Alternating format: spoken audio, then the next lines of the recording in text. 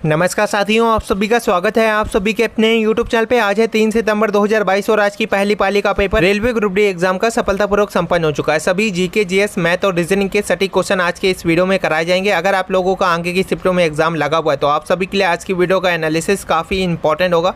चलिए शुरू करते हैं। दोस्तों, पहला क्वेश्चन कुछ इस प्रकार से है, संघीय मंत्रिपरिषद के मंत्री किसके उत्तरदायी होते हैं? तो केवल लोकसभा के प्रति उत्तरदायी होते हैं। संघीय मंत्रिपरिषद के मंत्री केवल लोकसभा के प्रति उत्तरदायी होते हैं। इसका सही उत्तर था भारत का सुदूरस्थ दक्षिणम बिंदु जो है कौन सा है? तो आपको बता दें इसका सही उत्तर था इंदिरा पॉइंट।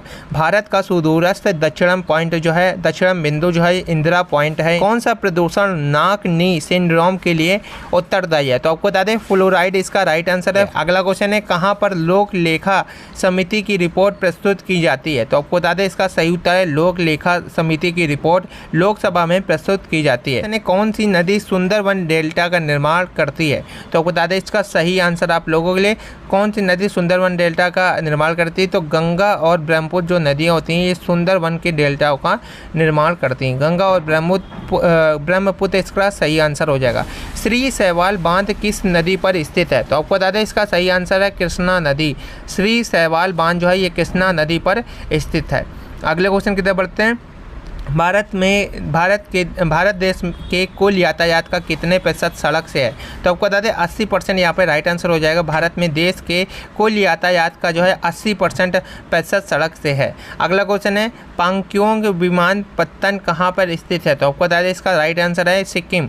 पांगक्योंग विमानपत्तन जो है आपका सिक्किम में स्थित है। सिक्किम इसका सही उत्तर हो जाएगा। अगला क्वेश्चन है, राष्ट्रीय राजमार्ग NH-66 को पहले किस नाम से जाना जाता था? तो NH-66 को पहले NH-17 के नाम से जाना जाता था।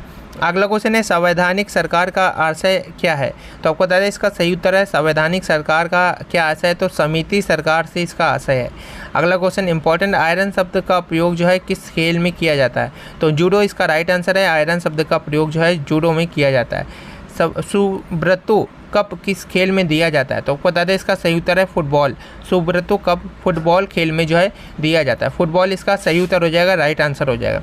संयुक्त राष्ट्र संघ की स्थापना कब हुई थी? तो संयुक्त राष्ट्र संघ की स्थापना 24 अक्टूबर 1945 ईस्वी को की गई थी। राइट आंसर 24 अक्टूबर 1945 ईस्वी को संयुक्त राष्ट्र संघ की स्थापना की गई थी। DTP का फुल फॉर्म क्या होता है? तो आपको बता दें इसका सही उत्तर है डेस्कटॉप पब्लिशिंग। डेस्कटॉप पब्लिशिंग इसका राइट आंसर हो जाएगा DTP का फुल फॉर्म। वृक्षवासी मेढक को क्या कहा जाता है? तो आपको बता दें इसका सही उत्तर है हायला। हायला इसका राइट आंसर है। वृक्षवासी मेढक को जो है हायला कहते हैं। हायला इसका राइट आंसर हो जाएगा। अधिक ऊंचाई पर जल अपेक्षाकृत कम तापमान पर उबलता है क्योंकि वायु दाब जो है कम होता है। वायु दाब जो है कम होता है, इसी कारण से अधिक ऊंचाई पर जो भी होता है जल जो है ये कम ताप पर भी पकने लगता है। अधिक ऊंचाई पर जल अपेक्षाकृत कम तापमान पर उबलता है क्योंकि वहाँ पर वायु दाब कम होता है। अगला क्वेश्चन है, हरा सूचकांक किसने विकसित किया था? तो विश्व बैंक ने इसका राइट आंसर है। अगला क्वेश्चन है, सार्क की स्थापना कब हुई थी? तो 1985 ईस्वी में सार्क की स्थापना की गई थी। अगला क्वेश्चन इंपॉर्टेंट, पानी की बूंद गोल क्यों होती है? तो आपको बता दें पृष्ठ तनाव के कारण जो है पानी की बूंद ये गोल होती है। पानी की बूंद जो है ये आपकी गोल होती है पृष्ठ तनाव के कारण। इसका सही उत्तर हो जाएगा पृष्ठ तनाव के कारण। अगला क्वेश्चन है, संगमरमर किससे बना होता है? तो आपको बता दें इसका सही उत्तर है पुनर्विकृत चूना पत्थर से बना होता है। चूना पत्थर भी दिया हो तो वहाँ पे आप लोग सही आंसर लगा सकते हैं। संगमरमर जो है चूना पत्थर से बना होता है। अगला क्वेश्चन है, आवृत्ति को कैसे मापा जाता है? तो आवृत्ति को हर्ट्ज में मापा जाता है। आवृत्ति को हर्ट्ज में मापा जाता है। राइट आंसर क्या हो जाएगा? हर्ट्ज इसका सही उत्तर हो जाएगा, राइट आंसर हो जाएगा। अगले क्वेश्चन की तरफ बढ़ते हैं। अगला क्वेश्चन इंपॉर्टेंट, घरेलू हिंसा से महिलाओं की सुरक्षा अधिनियम कब लागू किया गया था? तो 26 अक्टूबर 2006 को घरेलू हिंसा से महिलाओं की सुरक्षा अधिनियम जो है लागू किया गया था। 26 अक्टूबर 2006 में यह लागू किया गया था। अगला क्वेश्चन काफ़ी इंपॉर्टेंट, अगला क्वेश्चन है, अर्जुन पुरस्कार की शुरुआत कब से हुई थी? तो आपको बता दें इसका सही उत्तर है 1961 ईस्वी। अर्जुन पुरस्कार की शुरुआत 1961 ईस्वी से की गई थी। 1961 ईस्वी इसका सही उत्तर हो जाएगा, राइट आंसर हो जाएगा। अगले क्वेश्चन की तरफ बढ़ते हैं। यूनिसेफ की स्थापना किस वर्ष से हुई थी? तो आपको बता दें इसका राइट आंसर है 1946 ईस्वी में। यूनिसेफ की स्थापना जो है 1946 ईस्वी में की गई थी। अगले क्वेश्चन की तरफ बढ़ते हैं। ए प्लस बी किसी काम को सी से आधे समय में कर लेते हैं, जबकि बी प्लस सी उसी काम को ए के 1/3 समय में कर लेते हैं। अगर वे तीनों मिलकर 20 दिन काम करते हैं तो ए अकेला कितने दिन काम करेगा। तो यहाँ पे बोला गया है ए प्लस बी जो है किसी काम को सी से आधे समय में कर लेते हैं, तो 1/2 कर लिया। इसके बाद बोला है बी प्लस सी, तो यहाँ पे बी प्लस सी रखा। इसके बाद बोला है बी प्लस सी उसी काम को ए के 1/3 समय में कर लेते हैं। तो जो भी टाइम लिया जाता है उसका जो है टाइम और एफिशिएंसी का अनुपात जस्ट उल्टा होता है। इसका अनुपात 1/2 है, तो यहाँ पे आप लोगों का 2/1 आ जाएगा एफिशिएंसी का अनुपात। यहाँ पे टाइम जो है 1/3 चल रहा है, तो यहाँ पे एफिशिएंसी जो हो जाएगी वो 3/1 हो जाएगी। अब यहाँ पे बोला है कि तीनों मिलकर काम 20 दिन में कर सकते हैं, तो तीनों मिलकर 20 दिन में कितना काम करेंगे, इसको निकालने के लिए ए बी सी की एफिशिएंसी पता होनी चाहिए। यहाँ से हमें सी की एफिशिएंसी पता चल रही है 1, ए की एफिशिएंसी पता चल रही है यहाँ पे 1।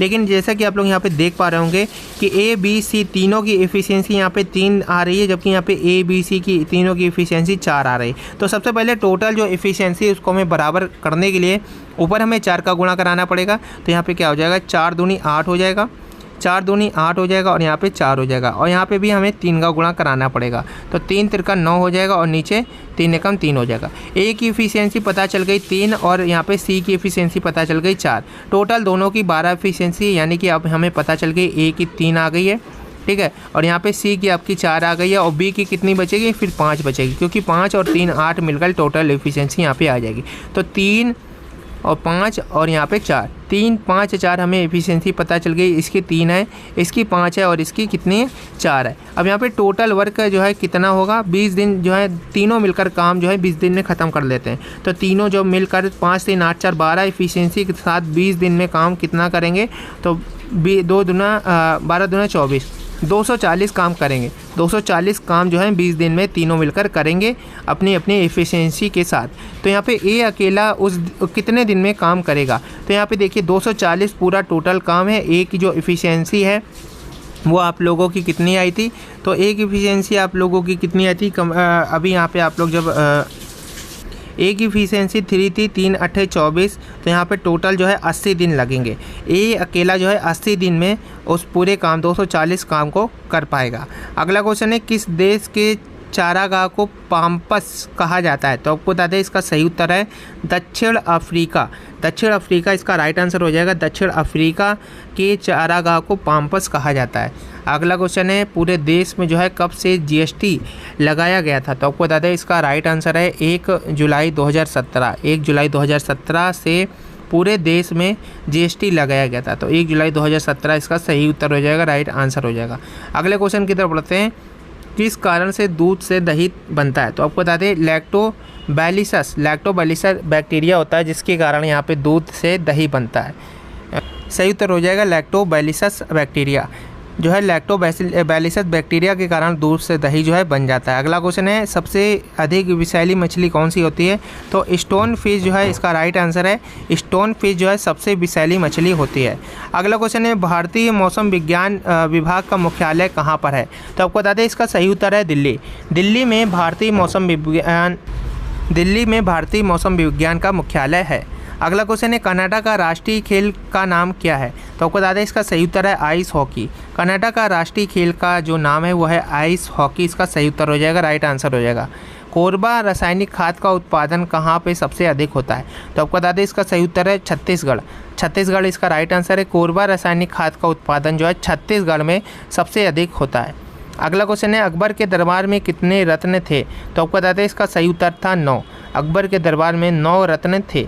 अगला क्वेश्चन है चीनी की कीमतों में 20% की जो है कमी करने की वजह से एक परिवार 400 रुपये में 20 किलो चीनी ज़्यादा खरीदता है। वास्तविक यहाँ पे बोला है कि प्रारंभिक खपत, ताज़ा खपत, प्रारंभिक मूल्य और ताज़ा मूल्य ज्ञात करना है। तो यहाँ पे बोला है कि 20% की जो है चीनी की कीमतों में कमी हो जाती है, तो प्राइस में 20% की कमी हो रही है, यानी कि 20/100 यानी कि 1/5। 5 से कीमत जो है 4 हो रही है, तो आपकी जो खपत होगी, कंजम्पशन होगा, वो आपका 4 से 5 हो रहा होगा। अब यहाँ पे बोला है 20 किलो चीनी अधिक अब हमको मिलती है। अभी तो हमें 1 ही किलो जो कंजम्पशन है, 1 ही किलो, यहाँ पे 4 से 5 हुआ है, तो 1 ही किलो हमें अधिक मिल रही है।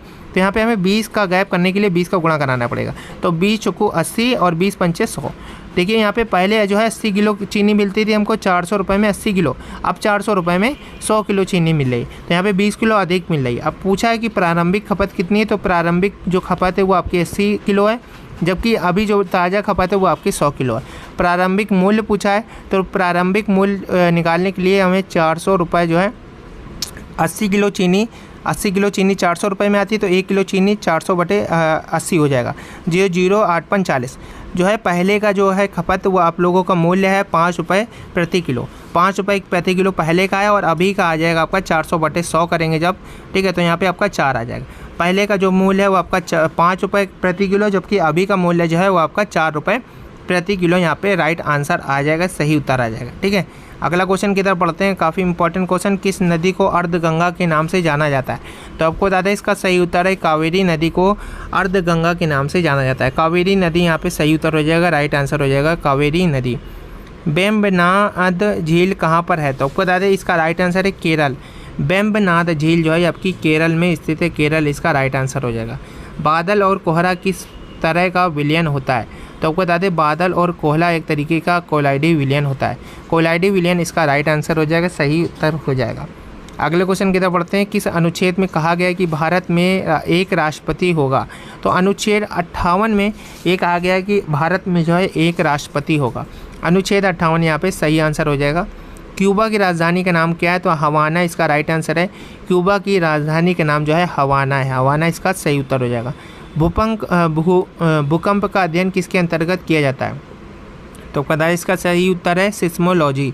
सिस्मोलॉजी इसका राइट आंसर है। भूकंप का अध्ययन जो है सिस्मोलॉजी के अंतर्गत किया जाता है। और जितने भी क्वेश्चन आप सभी को प्रोवाइड किए जा रहे हैं सभी आपको हमारे टेलीग्राम चैनल पर मिल जाएंगे। आज ही जाइए टेलीग्राम पर सर्च करिए सरकारी जॉब विद हब। आप लोगों को टेलीग्राम चैनल पर अभी तक की जो है 13,300 से भी ज़्यादा छात्र मिल जाएंगे। वहाँ पर अगर आपका फेज 3 में या फेज 4 में एग्ज़ाम लगा हुआ है तो वहाँ पर उपलब्ध जीके, जीएस और करंट अफेयर के जो आपके क्वेश्चन है काफ़ी ज़्यादा हेल्पफुल आप सभी के लिए होंगे, क्योंकि उसी से क्वेश्चन जो है बार बार एग्ज़ामों में